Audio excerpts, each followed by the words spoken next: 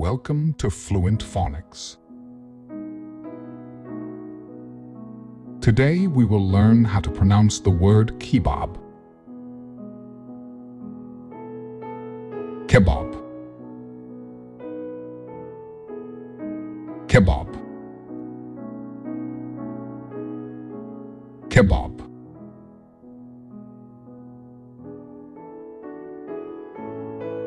Here's an example of how one might use it in a sentence.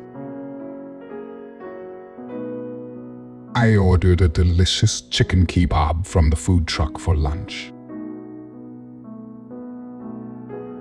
A kebab is a dish consisting of small pieces of meat, seafood, or vegetables skewered on a stick and grilled or roasted, often with various seasonings.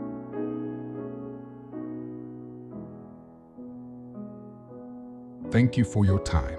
If you enjoyed this, please like and subscribe for further content.